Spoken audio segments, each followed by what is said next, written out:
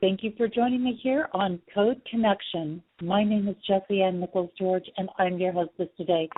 And yes, that's a little bit different music than what we're normally listening to here on the show at the opening. That music actually is a song by our guest today, Joseph Carringer, and that is called Heart. So really interesting. It's a great way to start off the show and a great way to give you a little flavor of what we're headed into today, which is going to be absolutely phenomenal and unique. And I just want to extend, by the way, a welcome to everybody that's listening in, whether you're returning because you like what we do here, whether you're joining us for the very first time, whether you're catching us in an archive. We do stream live in 3 additional places: TalkStream Live, StreamFinder, and PEN, also known as Pair Encounters Network. And I welcome everybody listening through those channels as well.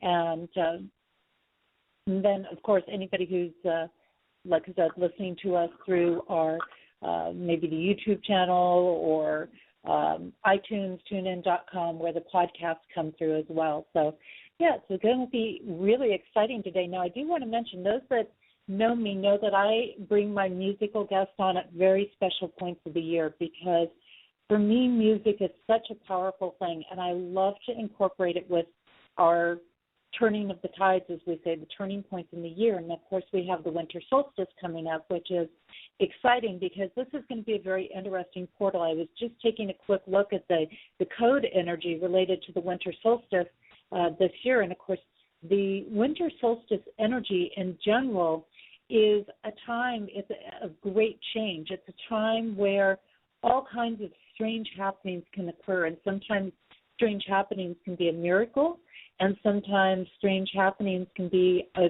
twist of fate or anything along these lines. And so usually this is going to be a much more rapid change, and that's interesting to have that happen at the end of the year. Now, what's interesting with this is that also we're bringing in, for it being a portal that's opening in 2015, the energy of the mole, which M-O-L-E, which a lot of you have heard me talk about on this show in different places along the way.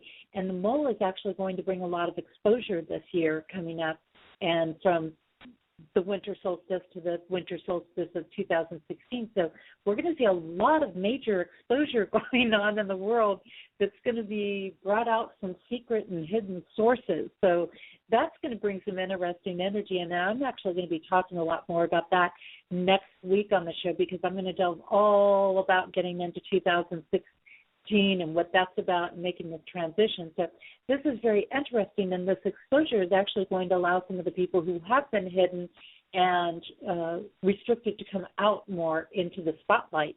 And it's also going to allow people to start to step into their power, if they're able to intermingle and weave between a lot of different groups of people. So that's just a fun little tidbit I threw in there at the last at the last minute. For those that are just tuning in here, this is Code Connection, and during the show, I look at living a more compassionate life by aligning with personal codes. And many times I've got guests on the show. Actually, I'm doing part my shows, part guest shows now, and that way it gives you a chance to get used to the code energy and different topics, and then also you get a chance to see how other people's work might be an option for your code energy as well. I also like today highlight different musical artists along the way, and the different topics I'm looking at delving into in 2016. Of course, I'm going to follow some of the political candidates here in the U.S. For presidency. I'll be looking at world affairs, world events. What does it mean when we have these bombings and things that are coming up? And not to dwell on them in a negative way, but to understand them through codes and understand what the real purpose and the real meaning and what it's telling us, just like El Nino telling us to pay attention. We need to take care of the earth right now, and that we need to start being more responsible. That's what El Nino is coded for. So this is going to be a fun year coming up, because we're going to delve into a lot of really huge stuff and big topics and big thoughts. Anyways, in my own work, I also interpret a person's life codes to allow them to live a life filled with compassion. I've got books out. I've got tools that I've created. The most recent endeavor that I'm on right now is called Embraced by the Divine, A Woman's Gateway to Power, Passion, and Purpose, which I'm a collaborator on, and we are #1 bestseller in multiple countries, so international. I'm an international best-selling author. How about that? Pretty kind of cool stuff, huh? And we just released the Kindle version of that book, by the way, and we will be having a release coming out in late January for the paperback version. So you want to stay tuned for when we do a launch party on that, and it's going to be a lot of fun. We've got a lot of things in the work for that, so stay tuned on that. And then I've also created the True North Tour, which is a multi-state nationwide tour, including workshops, retreats, seminars, book signings, and fundraising events. And you can follow all of my tour and event things, as well as videos and all kinds of great stuff on my website, JessieAnnNicholsGeorge1.com. And I also want to remind you, if you enjoy the show today, please certainly share it with people, friends, family. You never know whose life you're going to change. I'm changing lives all the time just by clicking a share button. So this could really make a big difference. And I think this artist that we have on today, our musical artist, Joseph Carringer, is going to be a show that you want to share, because music is such a powerful tool, and he's got some unique pieces that he's incorporating with music, which we're going to find out all about today. Now, before we get started, those that have listened in before know that I like to delve into a little book called The 72 Names of God, Technology for the Soul by Yehuda Berg, who's a Kabbalah master, and grab a little insight. And this information goes on my page in the Main Street Universe tab on my website, by the way, as well as the weekly code will be up there, and you can find out archive shows and everything else up there as well. So the name of God that we've got for this week is Stop Fatal Attraction. And the message he gives going into this is, did you ever wonder why you attract so many of the wrong people into your life? Thought so. And the insight he goes on to provide is, negative, destructive people too often find their way into our lives.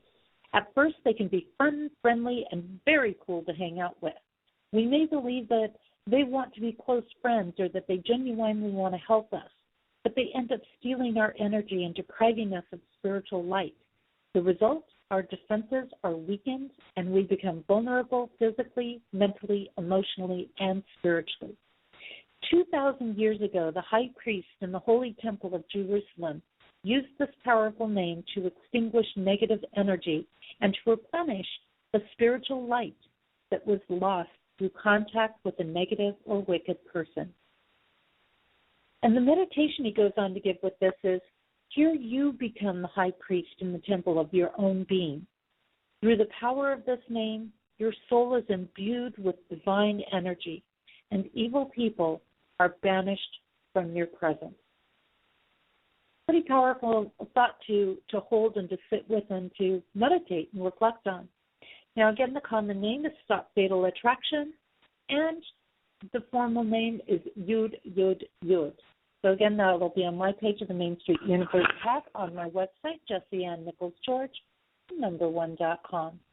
Now, a little thought here to get us going into today's show and topic here. And this will just kind of get our minds ticking on where we're headed today. Do you have a particular instrument that you prefer for sound healing? Do you feel that different instruments create different healing experiences? And have you found different instruments to be more effective for specific types of healing?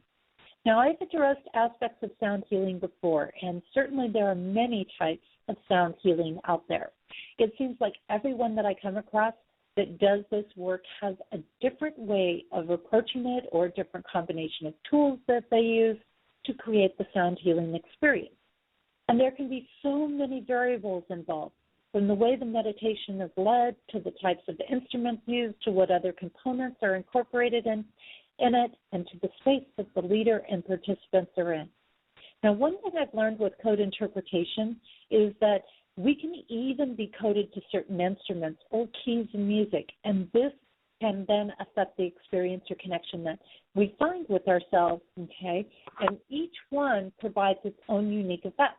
So the key it is coded in may connect for the listener but not the person playing it, or vice versa. And it may or may not also connect with the instrument itself. For example, the key of E may help the piano to ground its energy vibration to where it is accessible for people. But the key of E with a guitar will unground the energy and make someone completely flighty and unwilling to look at their physical reality. Each combination creates its own unique blend. Now, Joseph Carringer is a sound healing musician who has created a unique blend of components. He works with the Australian Aboriginal didgeridoo, traditional Chinese medicine, and Ayurvedic chakra philosophies. So together he produces powerful healing experiences that have been a part of his own shamanic journey work. Now, many years ago, while living in Arizona, I connected with another didgeridoo artist, and the sound for me was earthy and grounding, and it seemed to really transcend me into a whole different place and time, unlike any other instrument that I had experienced. And it felt so authentic and genuine for me.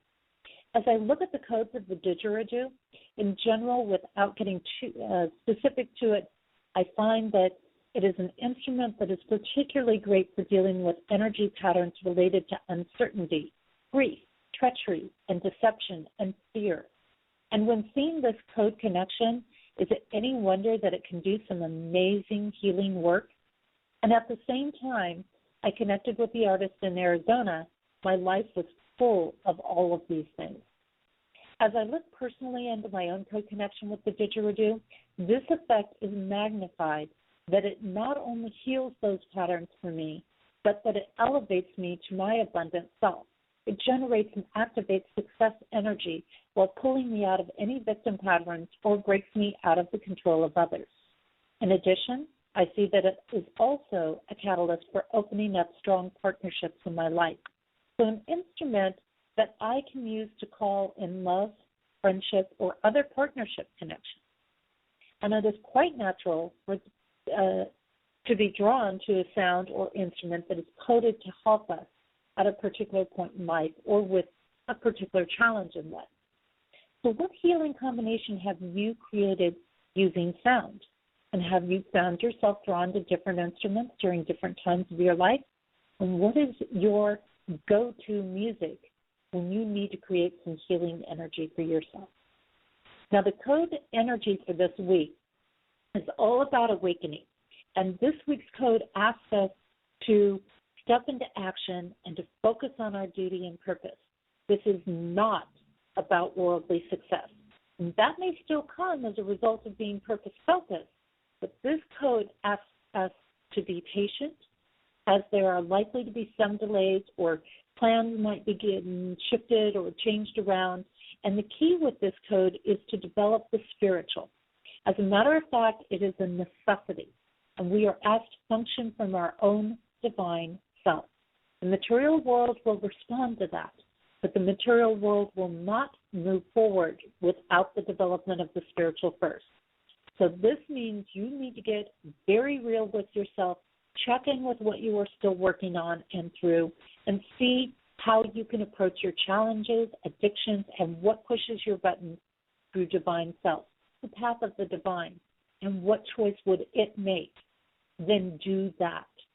Now, I'm going to take a short break, and when we return, I'm going to have our guest today, which is sound healer and musician Joseph Carringer, and I'll be sharing his music, his work. We're going to delve into his insights, and he's got, some great songs, including the one we're going to use for break, which is called Sentimental Moments, and you definitely want to stay tuned for this. So we're going to cue this up, Sentimental Moments, by today's guest, Joseph Carringer. Oh, my goodness. Thank goodness I'm not tongue-twisted too much today. We'll be back in just a few minutes.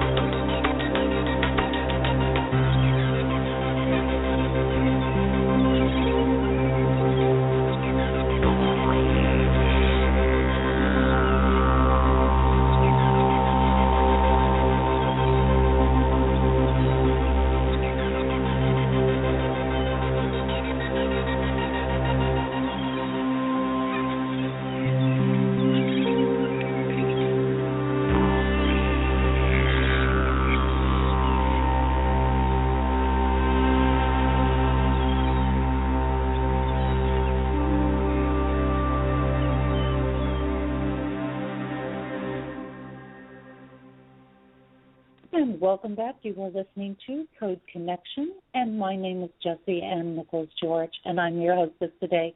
You were just listening to a song by today's guest. It's called Sentimental Moments, and today with me, the person that put that great music together is Joseph Carringer, professional didgeridoo musician and sound therapist. In his sound therapy practice, he uses concert class didgeridoos, combining traditional Chinese medicine, meridian and organ theory with Ayurvedic chakra philosophies, creating a unique and powerful therapeutic sound healing experience. Joseph has been playing an Australian Aboriginal didgeridoo for over 15 years, using it as a deep meditative tool in his personal shamanic journey, as well as a therapeutic instrument for his clients. And you can learn more about his work at www.digetherapy.com. That's digetherapy.com. And Joseph, I want to welcome you to Code Connection, and thank you so much for being here with us today. Well, thank you so much for having me on your show today. I'm really happy to be sharing this time with you. Well, this is really exciting because we connected a while back, and you said, yeah, I would love to come on your show, and I would be happy to do this. And then it must have been about 3 months after we connected, and I was on tour to the East Coast, and I was in Massachusetts, and a venue that I go to every year called Aquarius Sanctuary. I go in there to show up to do my work there and to present there, and here's a flyer right there on the table with you. And I was like, I'm just small world. With I actually built my practice in New England. That's where I grew up in New Hampshire, and I was living on the seacoast in 2004. And when I connected with a group of holistic health practitioners that kind of acted as my mentors, my surrogate parents in the holistic world, and helped me unravel for myself and my future clients the theory behind how applying not just the didgeridoo sound, but sound in general is affecting people on a holistic level. So New England is a very big part of my life and my background. So it's not surprising you ran into me there. I love it there, and of course, Pam and Marlene are just incredible people to be around. And Pam takes everybody in. She's like the proverbial mother that just gathers everybody together, and they're all her children, and they're all her family. And she's just got a huge, huge heart. So, but we're here to talk about you. So I would love for you to start off with sharing how you got to choosing this work. Why this instrument out of all the other instruments that are out there? Why this style of music? It's really funny. Didgeridoo players, generally speaking, don't decide to be didgeridoo players from an Aboriginal perspective. There's only two things that I do that I consider traditional. One is how I was chosen by the Didge to play it. In 1996, I sat straight up from a dead sleep and saying, I'm going to play the didgeridoo. And I didn't really know what it was. I had heard it inside of some of Jonathan Whiteant's Nomad tracks from the early 90s, and knew that it was in Crocodile Dundee, but I actually thought it was the thing that they spun on the string, which is actually a bull roarer. And about 6 months after that, I was at a shop in Portsmouth, New Hampshire, and I picked up my first Didge, which I actually still have, and it's part of my concert set. And I picked it up and I put it to my mouth, and the guy that I was with at the time, he and I were trying to work out a band, and I was a really super okay but not that good sax player. And I put the Didge to my mouth, and I made a perfect drone sound, and the woman looked from around the corner and said, do you play the didgeridoo? I said, no, and she looked at me and said, yes, you do, and she pointed her finger at me. So I held it up in the air, and I went, yes, I do. And I ended up buying a bamboo one that I played the whole way home because the bass player I was with, his wife, and the woman I was dating at the time, they didn't think that spending a whole bunch of money on a hollow stick was a great idea, so I got a cheaper bamboo one. And I played it the whole way home, and I split it in half by the time we got back from Portsmouth, New Hampshire to Merrimack, New Hampshire. And so I called up the shop, told them what happened. They're like, come back next week, and we'll hold the dig that you were playing for you, and we'll let you exchange it. So I ended up getting that one. And within a month, actually within less than 2 weeks, I was circular breathing, and within a month I was playing out with first a jazz musician, because I was the manager of a blues bar, and the bar manager of a blues bar, and I started playing with the acts there. And so it's interesting. I didn't plan on playing the didgeridoo. It really found me, and I realized when I started playing the didge, I didn't have to worry about fingerings anymore, which on a saxophone it was a really big deal. And I'm you have all these different notes and keys and things that you got to keep track of, and with the didgeridoo, you can just create this sound wave and surf it and ride it and make all these different intricacies, and the instead of fingerings, you've got body movements and gestures, and it's a really all-encompassing instrument. The didge is just a hollow stick. The instrument starts at your diaphragm. So so that was how I started playing, and it released me to be able to, like, I tell people I play the didge the way I wish I could play the saxophone. So that's really, and it's funny because I'm really blessed where there's a sax player who's a multi-Grammy award-winning sax player, Eric Lawrence, who, like, when Aretha Franklin came to Pittsburgh a few months back, like, she called Eric to come play sax for him because her sax player wasn't available. And he's another sound therapist, and he uses the saxophone for sound therapy work. And we talk about this, about how, like, the instrument that's drawn to the person. It's funny because I play the didge the way I play the didge the way he wishes he could play the didge, and he plays the sax the way I wish I could play the sax, and we kind of find this balance between each other. But your instrument really is, you search, and then it finds you, and then you'd be able to grab your expression. And then, so that was in '97 that all that happened. And then in 2004, a kid that was working for me came into work. And by that point, I was playing with electronic dance music and had been since '99. I was sitting in with DJs and nightclubs, and this guy Marty comes in. He goes, "Hey, I saw that thing that you play in the nightclubs on VH1 last night," and I thought he was going to tell me that he saw a didgeridoo being played by, like, the lead singer of Linkin Park or something. And I'm thinking the world is over because now I'm not going to get the chance to play the didge in front of people. And he goes, "Yeah, Leonardo DiCaprio hires a didgeridoo player to come to his house once a week and play over him while he lays on a shiatsu mat by his pool." And I literally looked at him and went, "Get back to work," and walked off. And so then the next day he came back in and started talking about it again. And I was really looking for something, like, I was searching, like, I needed an answer for what was going on in my life, because I had come from a corporate background in design and marketing, and I was on a hiatus from that, and I was working in a field that I hadn't really planned on really ever spending any time on in my life at that point. And I looked up at the sky, I looked upward, and I said, "I get it. I understand what you're telling me." And so I went home that night, and I started looking up didgeridoo sound therapy, or actually it was sound healing, because at that point I didn't know the difference between sound healing and sound therapy. And sound healing, sound therapy, didgeridoo, sound healing, and there was really in 2004 such a small amount of information available. And but what I did find was didshop.com, which I'm still that began my affiliation with them. And they had an awesome didgeridoo healers page. And then there was one paper written by a doctor who listed all of these side effects of didgeridoo sound therapy or didgeridoo sound healing. And he listed side effects may include relief of muscle tension, muscle knotting, relief of migraine, insomnia, sinus pressure. And they were all listed as side effects, because if you list it as an effect, you're making a claim. But if you say it's a side effect, there's no legal accountability. And so I went, "Oh, okay, cool, this makes sense."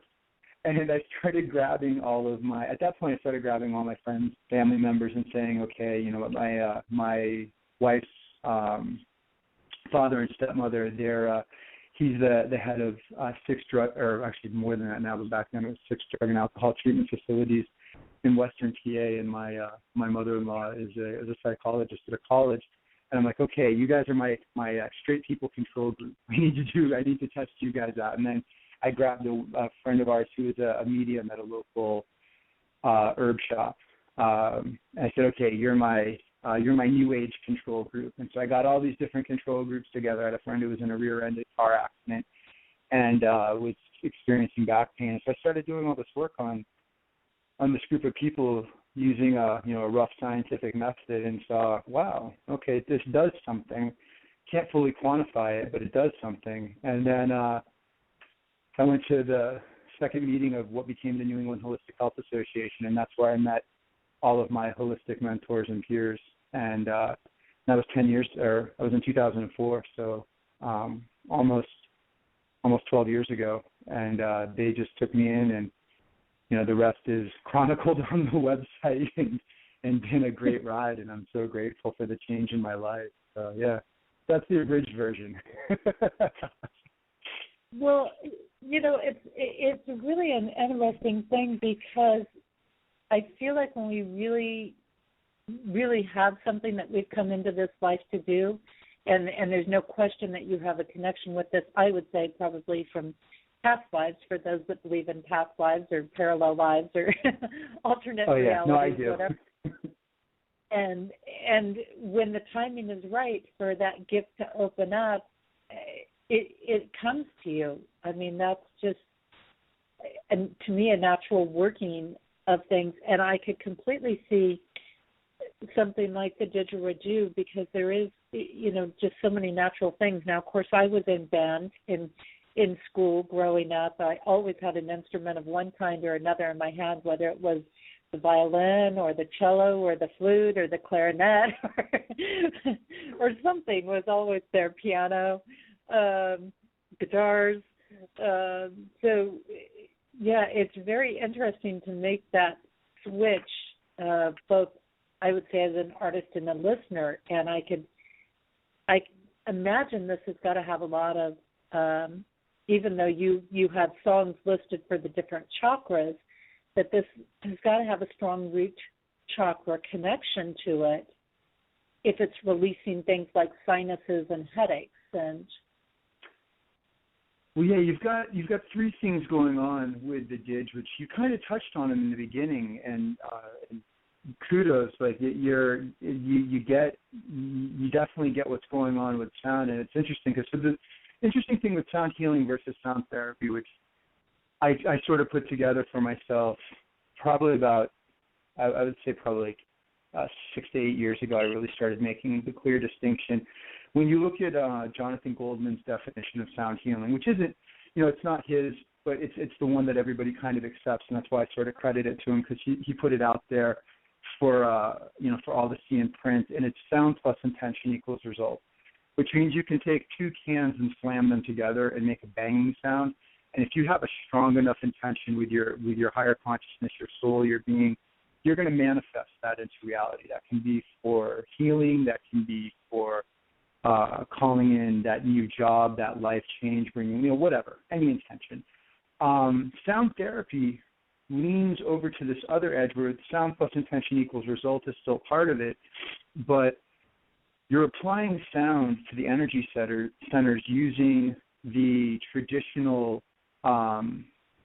holistic, recognized holistic sciences of Ayurveda and traditional Chinese medicine. So you're saying, okay, I have a person who's dealing with a grief, sadness, they've got chronic bronchitis going on, and we know that they lost a family member, which is grief, sadness. Well, grief, sadness lives inside of the lungs, so that lines up with the symptoms that they're experiencing of that bronchitis. So in traditional Chinese medicine, you don't have keys for the different energy centers, but in Ayurveda, you do. So in Ayurveda, the lungs would be in the heart chakra area, and that heart chakra, its seed sound carries the key of F. So I would grab a didge and I would do work within inside of that key. Now that's the energetic aspect of it, but the didgeridoo is also producing infrasound, which is the inaudible, super large, low frequency sound waves that when you walk into a a nightclub or you hear a really deep, bassy sound system somewhere, that's everything below 125 hertz. And you get into the 2 to 20 hertz range is where our brain waves are theoretically at. That's what they've kind of tagged them at being inside that range. Well, in the ultrasound range, the super high inaudible, they can actually use ultrasound to do things like stimulate bone growth, relieve muscle tension, muscle knotting, because it warms the muscle from the inside. What I've seen with the application of the Dig over the years, and even just hanging out in nightclubs forever, like I've been in places where they have a huge amount of sub-frequency going on, and next thing you know, your sinuses are draining. So sound, we know that sound in these frequencies will do things to us physically. So you have the very physiological aspect of the sound waves that the Dig is producing because it's going from 0 to 1,000 hertz. You have this energetic aspect of what it's doing for you when you're looking at it from the Ayurvedic tradition, the sound application tradition, and then juxtaposing that against traditional Chinese medicine to get to the organ centers. But then really the most important thing that the instrument does is that it helps people get into meditative states. And that's the sound itself acts as a great set of training wheels for people who have difficulty meditating, haven't meditated before. And for people who do meditate, it tends to be a big up button, like what you were talking about with your experience that you had in, I think you said it was in Arizona, that you had that connection with the Dig. That's really what it is. That's really the power behind it. I don't think of myself as a miraculous healer or the didgeridoo as a miraculous healing instrument. What I do is I play an instrument that holds a space of, space, time, and sound for a person to step into the driver's seat of healing themselves, quantum manifesting the universe around them for themselves, quantum co-creating their world. And it just holds a pocket for them that allows them to get back to that point and do that. So, it's a fascinating sound wave. It's a fascinating instrument. Primal is one of the easiest ways to describe it in terms of what it brings you back to. It has that sound, that om buried inside of it. I think that's a great set of information you just shared there to help people differentiate between sound healing, sound therapy. I think that's one thing that people haven't really differentiated before that I've had on the show, and tying those things together. And one thing we know is we do get into these different meditative or brainwave states. We certainly naturally release the healing power. I have to think with all the work I've done along the way that there's something about sound that literally shakes things loose in ourselves. Oh, yeah. As you say, primal, that brings back a memory to ourselves, which then allows our body to alkalize and to take in all of this healing process. You yourself have created, like I said, several chakra-related soundscapes, and I have one that I want to play from that during the show here. Called Fifth Chakra Soundscape. And I chose the fifth chakra because given the nature of the instrument of the didgeridoo and what it works on from all of this deception and things like that, which I feel like a lot of people have been dealing with from just listening to them, and our fifth chakra being connected to what we're receiving, I thought it would be really great for us to take that in. Do you have any things that you would like people to be focused on when I play this song? No, you know what? Be open to the experience. I tell people who come into my workshops for the very first time, allow yourself to take a deep breath. Obviously, if you're driving and listening to this, focus on your driving. But maybe you want to pull over. But if you're in a comfortable space, uncross your arms, uncross your legs, sit, allow yourself to breathe.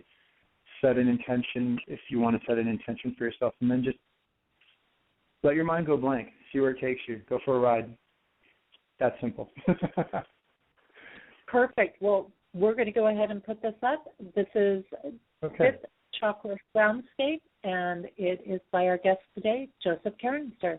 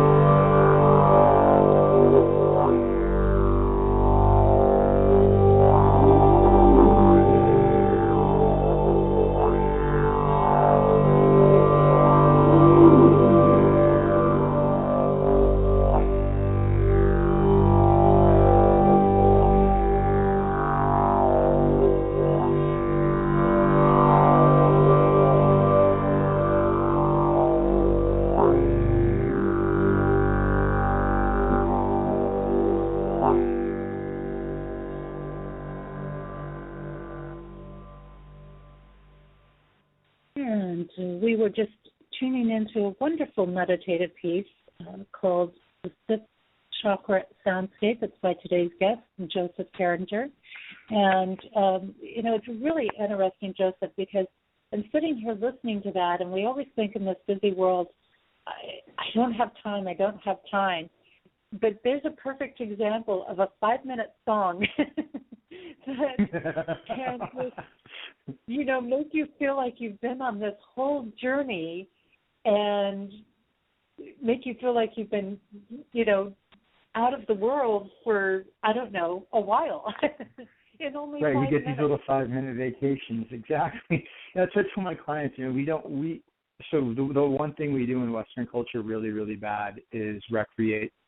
Recreation can be anything from gentle contemplation of the universe around us to going, and going for a walk, doing, going for a hike, going camping, like any of these things where we're doing something other than quote unquote work. When we do all of these things that take our power away, that distract us from getting back to our higher consciousness, that's when we start to lose these pieces of our power. And one of my very first mentors in traditional Chinese medicine is a acupuncturist and shamanic healer named Ed Hubble, who's in upstate New York. He's in Saratoga Springs, and he's a phenomenal human being. And that's his big quote is, don't give your power away. And that could be watching the news, listening to NPR. That was me back in the day. I used to wake up every morning to the clock radio set to NPR, and it was just immediate, here's something bad that's going on in the world today. Then it's get ready for work, and then you're being chased by all these different things, and you never take that moment to breathe and take in the good air and let out the emotions, the stagnation, the negative energy that you've been collecting. And that's what these little 5-minute pieces, 10-minute pieces do. I tell my clients, look up at the sky and breathe 10 beautiful breaths of nature every day. You don't necessarily even have to listen to a meditation CD as much as you do have to reconnect back to your source energy. And there's no better way to do that than partaking in the nature around you. And that, that's 10 breaths is even shorter than 5 minutes. It's amazing what it'll do for you if you allow yourself the indulgence of doing that for yourself. Repay yourself is what you need to do. And as you say, sound transports us so quickly and so easily. I think, it moves us on so many levels, be it spiritual and emotional and mental and everything. And I think that particularly in the Western culture that a lot of people don't honor transition throughout their day. So everything runs together, and kind of like the message I was talking about at the beginning of the show, where we wonder, well, why are we drawing all these negative people into our life, and why are we drawing all this negative energy, and why does it feel heavy, and why do I feel so drained out? Because we don't take these even 5-minute moments to transition from, say, our work day to our home life, to our night settling down, going to bed, resting time. We don't. It just all runs together for most people, at least in the Western era. It's hypnotism through routine. You've taken your higher consciousness and you've lulled it into a state of almost hypnosis, and it just sits there waiting, and your brain and your body, which are reflexive muscles and organs of habit, will continue to do the same thing again and again and again, and the brain will just fire off the operating system. And meanwhile, your higher consciousness, your true you, is sitting there waiting like, hey, what about me? But okay, I'm just going to continue to do, let you do what you do.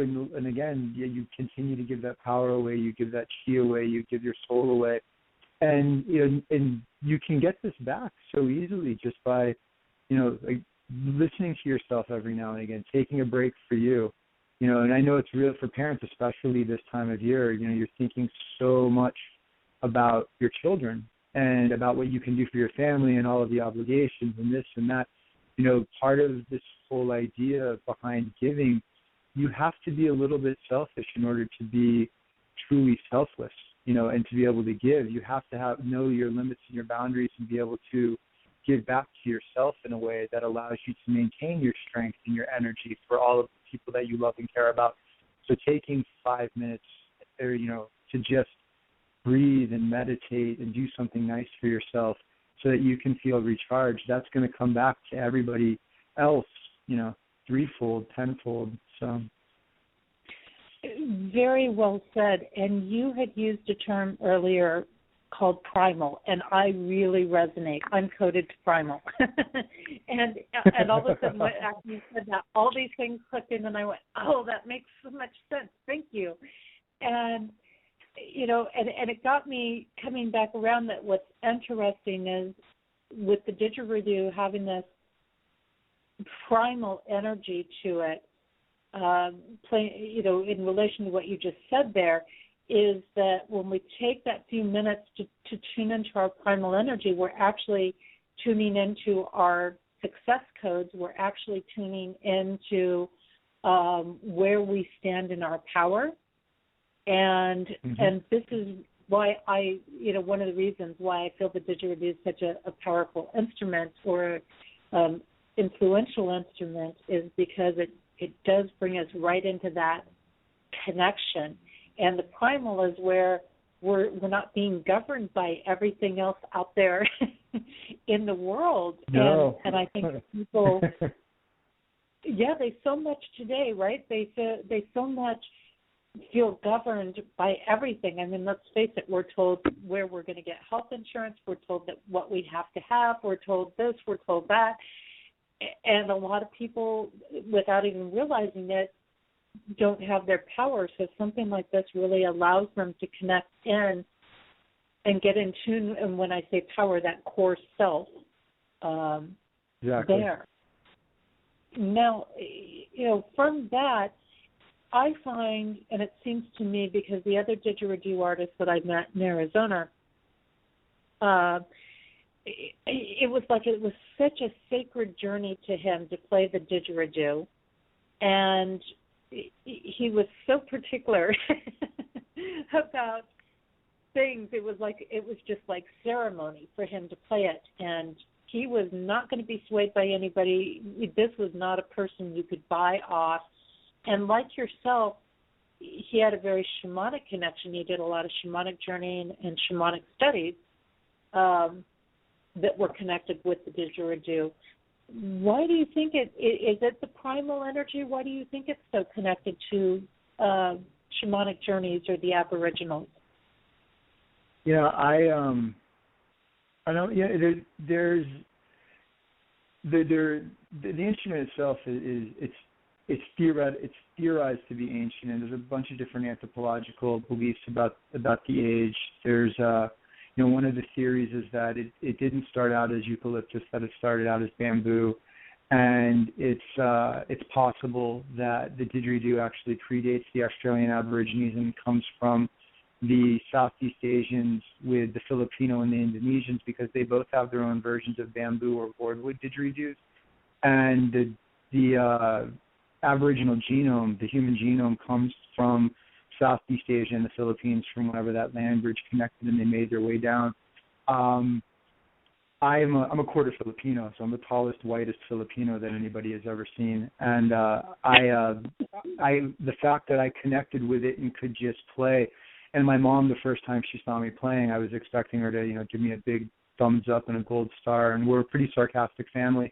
And she just looked at me and said, that's cool and all, but they play those outside the hills in Manila, and they're made out of bamboo. And I didn't think that she was serious until I then found out years later about the theories of bamboo. And then when the Human Genome Project came out confirming that that's who the Aboriginal genome is comprised of, it started to make sense to me in terms of like why I connected with it. Now, I've had a very shamanic spirituality that I've kept kind of to myself, going back to my earliest memories of running around in the woods and catching wild animals and playing with them, and doing that as part of just growing up around a Tennessee farm boy for a dad who's part Cherokee, who could just any hurt animal heal back to where he could let it go again. I think we all have these powers inside of us. And I think it's more so that the leaning towards embracing these concepts will cultivate a particular type of demeanor inside of a person. I'm probably the least didgeridoo guy of all the didgeridoo guys out there that I've met, because the music that I choose to play with when I'm playing for myself is electronic dance music, and I can count the number of guys, or actually there's an amazing Israeli didgeridoo player, she's phenomenal, that plays to electronic music, and we're friends. And it's a very small group of people, because we hear things at a particular frequency, a particular energy, and but then I go from that dance music, that electronic dance music, all the way down to meditation, and I let people establish their own reverence inside of it. My first sweat that I did years ago in the 90s was with Thomas Bonewolf, who's passed away now. But he was at the time he was the spiritual leader of the 500 Nations and the last full-blooded descendant of Chief Seattle.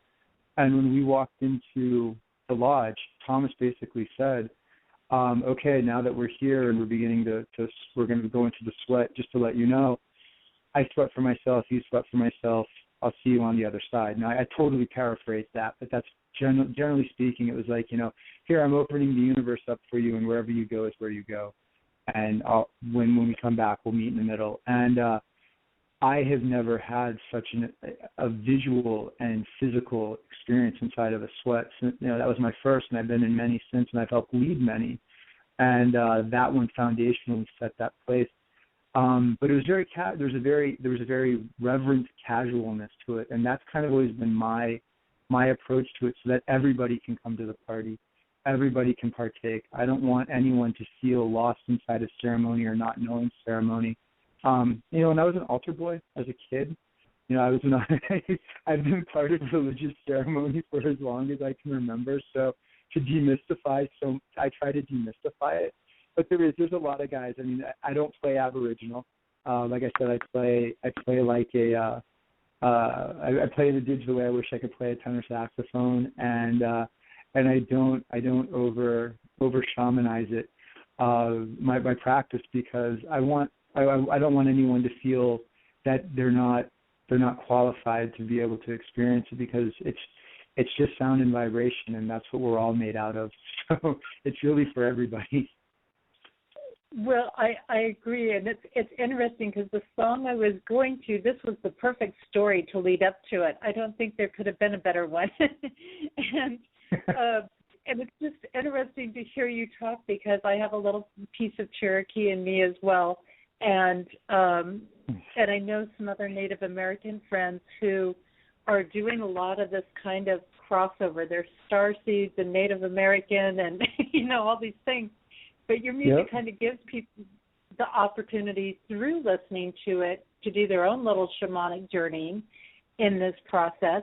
And, so we've got you as an altar boy. We've got you running around the woods, capturing animals, healing them, putting them back out into the wild. We've got you doing techno dance, playing in jazz clubs, and doing Aboriginal shamanic switch lodges. So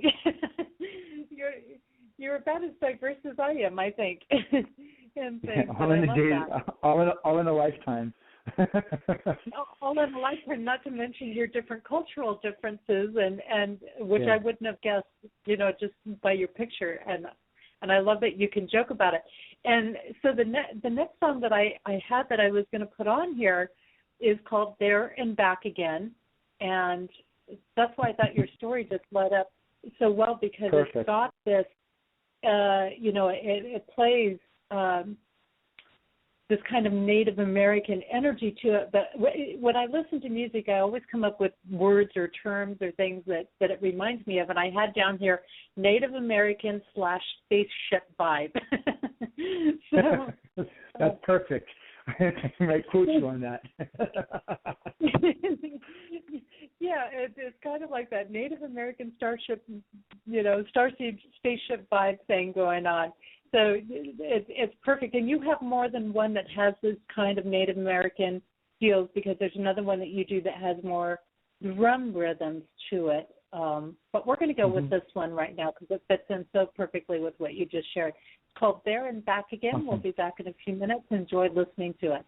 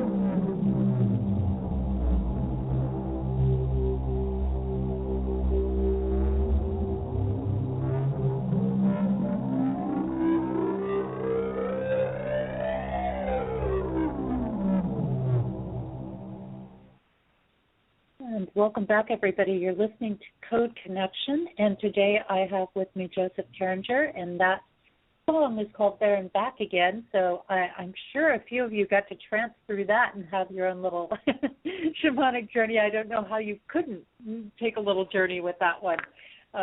It's great to see you on the other side, as they say, in there. It's so interesting to me, Joseph, because you really brought out a lot of great points that I already had questions about, as far as, you know, the history of the instrument, the woods, and that are used with it, and different things like that. And your diversity is amazing, because I remember when I first heard the didgeridoo in Arizona, and it was much more flute sounding in a lot of ways. At least with that artist, you know, he was bringing that in more in there. But what's interesting is a lot of your work and what you're doing with this music has a lot to do with soul journeys and healing and reflections, you know, taking a look at our life, as you say, you know, bringing in intent with music. And, of course, you know, you're here with me on the show to herald in the energy of the winter solstice that is at hand, coming up in just a few days, which, of course, initiates the winter season, which is a highly, highly reflective time of year. Why are reflections so important? Because you've got a piece of music that's titled Reflections. But what about that is so powerful in this whole journey and process for you? You know, it's interesting because, like, I being a nightclub person, I always love winter, and I was listening to you talk about this in the beginning, and one of the things that I like about the winter months is these exceptionally long dark periods. You know, you get to you get to run around and play in the dark, and that's not a bad thing. It's, you know, and when I'm saying it very much in terms of, like, this. There's this whole difference of mindset, and that really used to be my favorite time to go out, and to go and to you know, to go to the clubs, perform, to do all of this stuff. You know, you have these exceptionally long nights. And in listening to you talk about it, I think it's really because, you know, in these winter months when you can't see these vast distances, you know, all the time. You know, when I go out to Montana, the thing that strikes me the most about Montana is that I can see for 80 to 100 miles, right? So you can see these vast expanses. But it doesn't matter whether you're in Montana or you're in Pittsburgh, where I live now. At night, you can only see as far as the light will go. So you have this period of time where it doesn't matter where you are. You can really only see that what's in front of you, if you will. And so winter gives you this time where you can really only look inside of your sphere and inside of your own place. It's cold outside for those of us who live in the north, you know, and are experiencing winter and its seasonal coldness. So you don't spend a lot of time outside. So it's this period where you're inside of your home, you're around. You have time to do some deep work on yourself in your own space, and that's so. I've always enjoyed winter. I've always had a kind of an interesting, I dare to say, love-hate relationship with the cold, because I lived in Hawaii for a little while. And I've been, up until this last winter, my wife and I had been living in New England on the seacoast, so I've had some of these classic winters where, you know, we've had 6 feet of snow on the ground outside, and you can't do anything except hang out with yourself and experience this time. So yeah, I think that's you nailed it with reflection in general. Like, if that's what this is about, that's what winter's about, and it's also about the lights coming back too. And winter solstice, that's kind of the whole big upside to everything. It's like, yeah, it's dark right now, but you know what? It gets a little bit lighter every day. It gets a little bit warmer every day, and so you have this time to do this work as you're preparing for it. So. Yeah. I love how you brought that up because I'm very, very much a winter person as well. I love snow. I love cold weather. I don't like being cold, but I like cold weather. And I'm actually not too far from you because I've been landed in Sioux Falls, and we're actually going down to 0 degrees tonight, not counting the wind chill factor. And fortunately, we haven't had 6 feet of snow, so that's good. But no, it's been warm here. It's kind of wild. Wild, but that reflective point, I love how you described it going, all the way into the darkness, because it's not. I mean, well, there's the metaphor of that, and then the darkness is really about getting, I think, into our core self. And so many people spend so much of the year running away from themselves, not looking at themselves, focusing on other people. And this is our opportunity to really connect with ourselves. And so many people, I think, find that scary in a lot of ways because they're not sure who they really are. But yet everything that they're looking for from the outside world is in that deep inner core space. And then, as you say, when we can connect there, we connect with the hope, which is the light, and that just keeps growing. That light keeps growing and growing and growing. But we've got to go into that deep little dark core, which isn't always, as you say, a negative thing. But we got to get into that core and sit still for a little bit. Yeah. When I started doing this work, I mean, the layers that I was pulling off on myself, that's and that's really to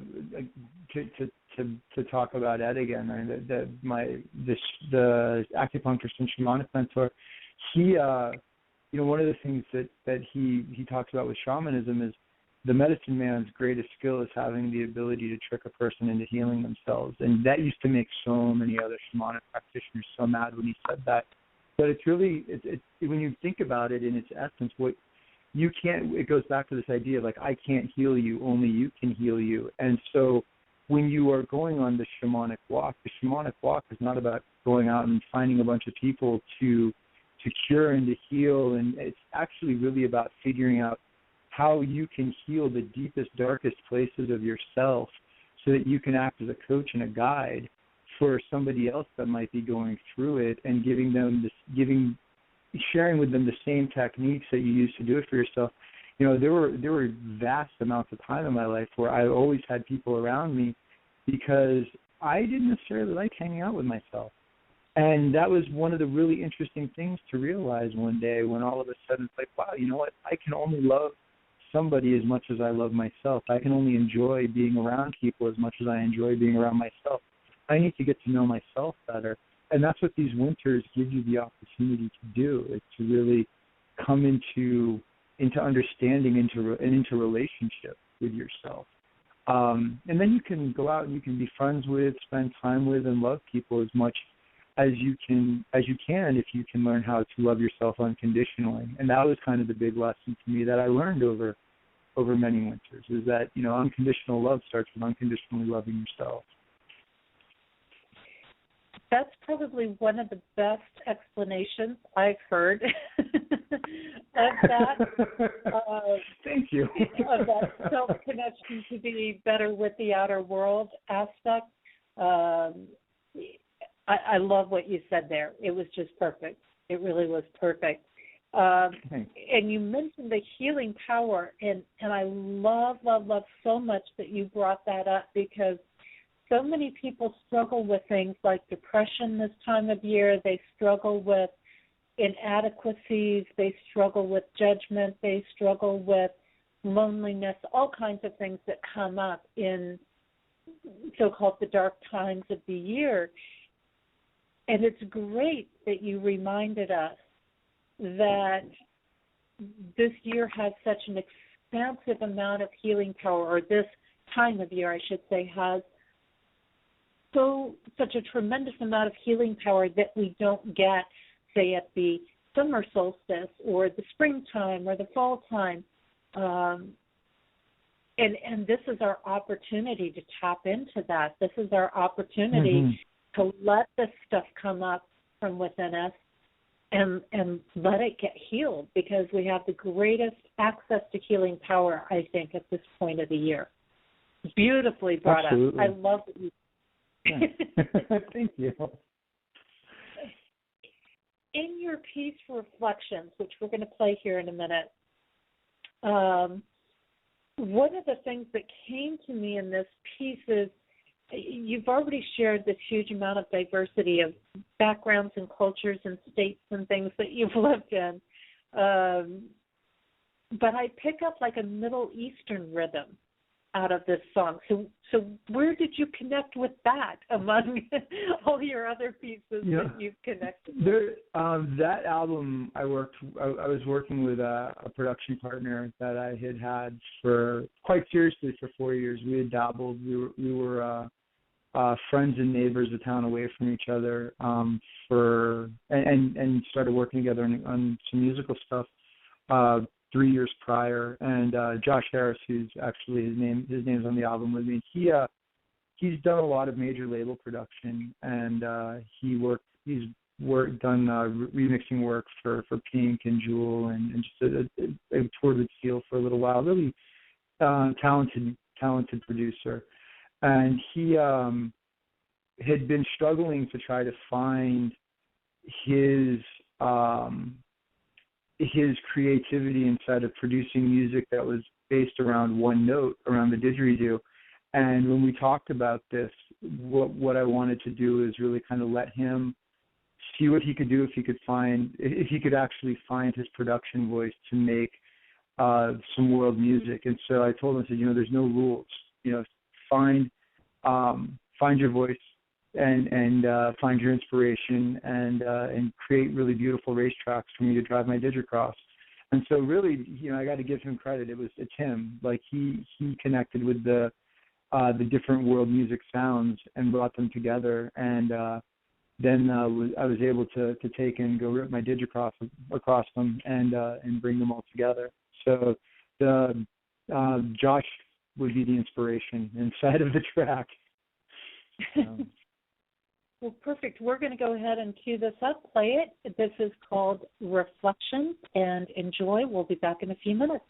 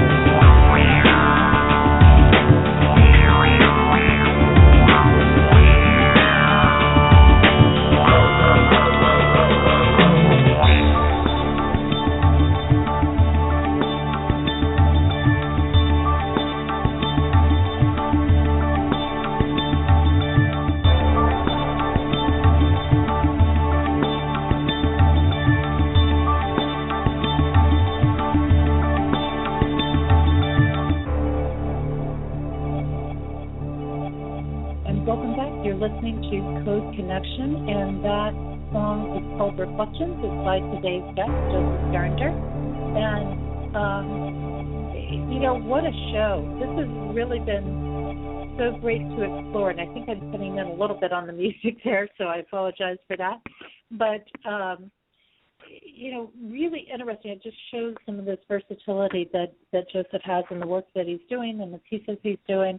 And for something that's basically a one-note instrument resonating with the sound of Om, as he mentioned earlier, it's phenomenal to get all this variation that comes out of it and hear this style, because I think many people, if you've heard of the didgeridoo, a lot of people have associated it with Titanic, Leonardo DiCaprio, things like this, more noted pieces that were more flute sounding along the way. So this is such a great variation here. And, Joseph, you have a lot more pieces on this CD of yours. Yes. And double this disc.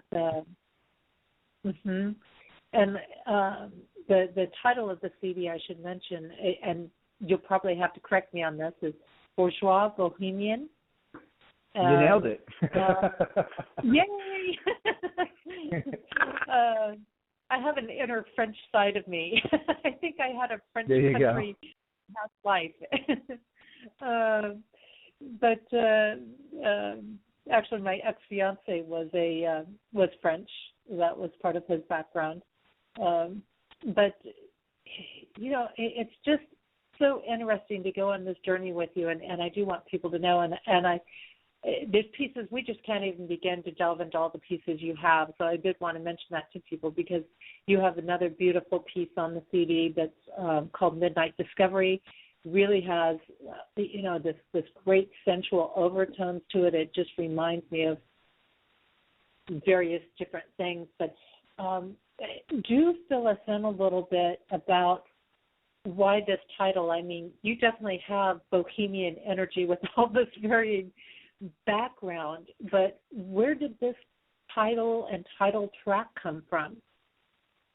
It was actually, I'm going to credit Josh again. We were talking, and he was an uncle of his used to talk about a section of in Manhattan where everyone was kind of Bobo, and it was an abbreviation for Bourgeois Bohemian. When he said it, I thought I liked the way it rolled off the tongue. I was like, oh, that's cool. I like that. And, kind of this throwback vibe to like, you have people who are, they're trying to get back to a more bohemian route. And so it just opened the door for that. And so it was just some good fun is where the title came from. And actually, with the exception of the chakra track, Josh titled all the song titles are his. He would slap a working title on the song, and it would generally just say.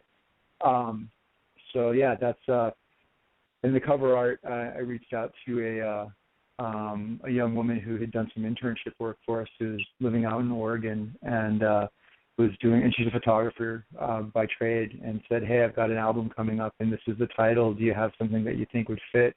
And she said, I've got just a photograph. So, and then it all just kind of came together from there.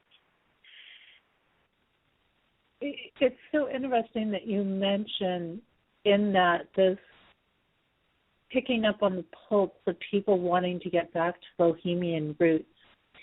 And I think this is really true. I have no question I have that in my blood somewhere. This bohemian energy, because I definitely resonate with that. People that know me know that I spent a year on the road touring with a cat full time, and I'm just anxious to get back out. I just have that inner stirring that's like, I can't wait until, and I know I have to be patient putting all my code work together, because what I'm bringing out is just amazing. But it's amazing, too, how many people I talk to along the way about that tour and just jumping in a vehicle and touring for a year. And how many people go, wow, I just wish I could do that. I wish I could connect, and just, it's so freeing. It's so open. And I think there's a really unique thing when you get out on the road like that. Yes. Yeah. And people always think, oh my gosh, how do you do that? But it just connects you with your roots. And I think more and more people, as I've spoken to them, they have those yearnings.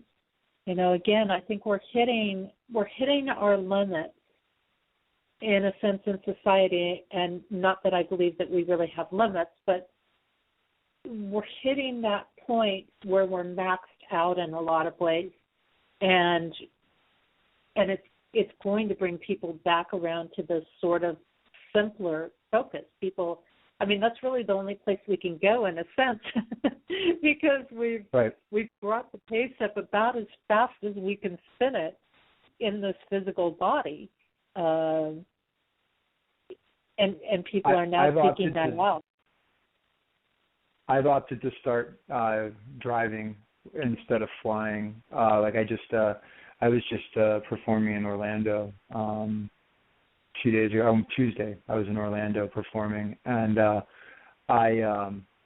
for the gear requirements and everything. I mean, it's far less of a hassle for me to drive than it is to try to get all the gear onto a flight anyway, and then worry about like going, TSA and then baggage handlers and all of that. But it was a huge reduction of stress for me to start driving, and but then at the same time, I really like that time alone on the road. I read a book when I was in my early 20s, it's like late teens, early 20s, and it was called Blue Highways. I forget the author's name, but it was his autobiography of driving all the blue highways across the United States, him, his van, and his dog. And it was really interesting. My boss, whose book it was, he was like, I can't believe you read that book. It was like watching paint dry for me.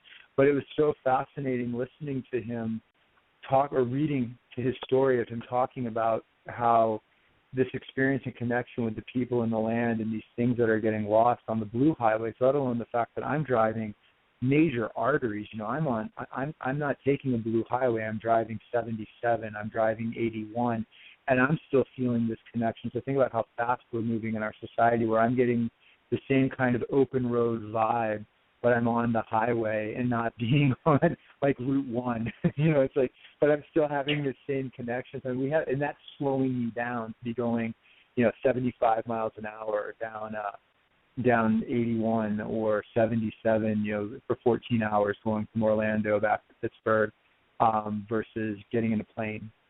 So I love being on the road. It's a wonderful, wonderful moment where you get to pause and be with yourself. So. And it's so interesting. I found being on the road, I really could immerse in each place I went, because then I was there and I totally immersed myself there. And then it's like I left and I had this whole transition, and, it's like going through a tunnel and ending up in the next world. But you have all these experiences in the meantime, and I definitely prefer driving, and I grew up flying. My dad worked for the airlines. He wasn't a pilot or anything like that, but, I grew up traveling by plane a lot of times. But for me, getting in a car and going, and I used to do that a lot when I was in college. I would just go, can't take it anymore, road trip. And off Highway 1 up the Pacific coast I would go. And as you say, even getting on a main artery highway today, we can get some of that vibe going, and it's exciting.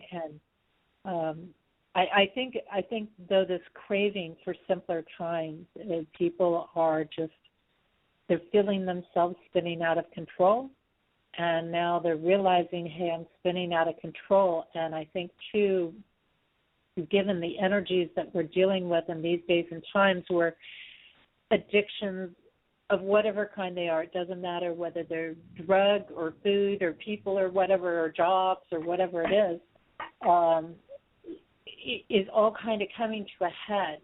And as people remove themselves from these addictions and we're going through these big transitions, simplicity and simpleness is the big thing. So I think we could very well see a big movement back into this bohemian energy coming around.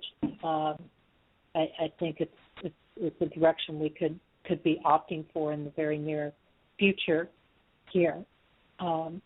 I do want to give you a chance, Joseph, because we are going to play this song, but we're going to play it at the very end of the show, and I know I've got a couple of things to get in here, but I would love for you to give us some sort of closing thought here for everything you've shared and you know what you would love people just to take away mentally from all of this, as well as your contact information, any venues or shows or performances or things that you have coming up where people can connect with you. Absolutely. So the website stuff I'll get out of the way first. So the website, which you said earlier, thank you, is Dige Therapy, DIDGE Therapy, THERAPY.com. There's a calendar page on there. It has tour schedules, upcoming dates, all of that's there.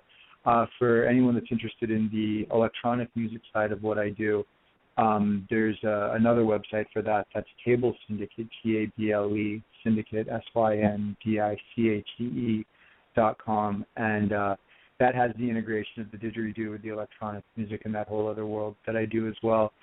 And there's dates and everything that are on those websites.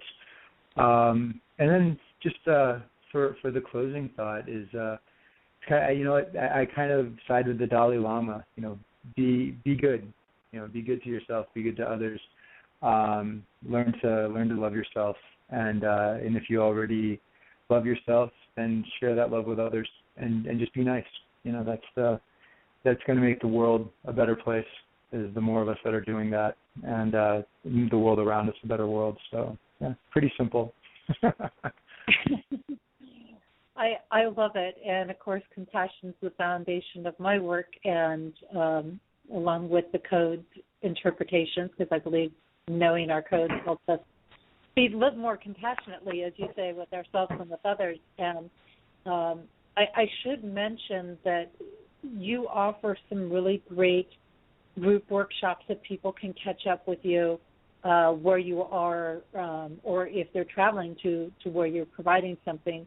You have workshops as affordable as $35, $45 per person. Yeah. That I'm seeing on your website, and you know a lot can be done in that short period of time in there, and so you know I definitely encourage people to head on over there to your website, DigeTherapy.com. And you know, Joseph, it's been such a pleasure to have you on the show. Such a joy to share this time. Thank you so much for having me on the show. I really enjoyed the conversation and the company, and I look forward to doing this again in the future if you ever want me back. So thank you. I really enjoyed sharing the time with you. I would definitely be open to that, and who knows, maybe at some point we can connect and do a sound healing therapy thing together. We'll go create an Aquarius sanctuary. I am always down for collaborations. You let me know where and when, and we can set up a collaborative workshop together and have a blast. I love working with other practitioners, so you let me know. I love it. I got to do one with Woven Green while I was in Washington, D.C., and it was so fun to do, and I really enjoyed it, and I'll probably be looking for more of those things to do as I get ready to tour again, and I'm doing a lot more planning before I hit the road again, so definitely I will keep you in mind for that, because I would love, I'm hoping to team up more with sound healing, sound therapy workshop things going on, because I just feel like that's where it's at, definitely. Well, you know, I'm so grateful we can bring this to everybody today, and definitely stay tuned because we are going to have this last song. And if it cuts off for our live listeners before you can hear the whole song, I do want to mention it will be in the archives, and you'll be able to catch the whole song in the archives there. And just to let you know, next week on the show, I'm going to be recapping my musical artist of 2016, but I'm going to be doing a whole lot of sharing of code insights for 2016. What is the vibration of that year? What can we expect month to month? What are some of the things that are going to be happening? And how is it going to be coming together? And what does that mean for us? And so it's going to be very exciting. I'm going to intersperse some musical pieces and some insights, and we're just going to have a wonderfully relaxed show to close off the year with. And that will be happening. And again, you can always catch that as an archive if you're busy on Christmas Day doing family stuff or whatever. It'll be there. Again, I am very excited to announce Embraced by the Divine is finally out, which is the collaborative piece that I have done that is an international bestseller, and very excited about what that's offering. It's a collection of women's anthologies of getting through the dark night of the soul. You can check out what's happening with that at embracedbythedivine.com. And you can always connect with me. Every month I'm putting out videos and doing various different things. You can check out the code interpretation work that I'm doing, the services that I'm offering. Every month I have a special out there. December special, by the way, even though this weekend is already closed off for participating, you can still register and participate in the January 30th and 31st weekend event that I have going on and receive a free code interpretation of your energy flow with the days 2016. And when you participate in that workshop, it automatically includes the foundational code interpretation that I do. So it's a very intense personal exploration, great thing to do during winter. I'm going to be doing some adjusting with some of those as well in the upcoming year. So I've got a lot to to pull together here to start to open up for you for 2016. You can catch up with all those things that are happening as well as the archive shows through my website, JessieAnnNicholsGeorge1.com. And I do want to mention we do have several shows here on Main Street Universe. We have some people that are going to be coming on once a month and doing once-a-month shows here. But consistently we have Susan Weed on Tuesday nights. Darren Bouquet has been coming on Wednesday nights. Sometimes we have our flagship show where they're doing some incredible interviews on there, delving into some really interesting topics on there as well. Every now and then Kevin Baird pops his head in. He's working with his new companion project. And, of course, here on Friday, Code Connection. This is Jessie Ann Nichols-George, and thank you so much for being here today. And, again, thanks to all of our listeners, not only on Blog Talk Radio, but those streaming live on PEN, known as Pair Encounters Network, StreamFinder, TalkStream Live, and those catching our podcasts at iTunes, TuneIn.com, and also those catching the YouTube version of our show. I look forward to seeing you back here next week as we delve more into Code Connection. Hey, and don't forget, if you've enjoyed the show today, share it with others. It's going to be available at the same link in our archives, and it happens immediately. It's available immediately as the show ends. I'm going to leave you today with the song Bourgeois Bohemian, and that is from today's guest, Joseph Carringer. Thank you so much. I look forward to seeing you again next week right here on Code Connection. May you enjoy the rest of your weekend and have a truly amazing week.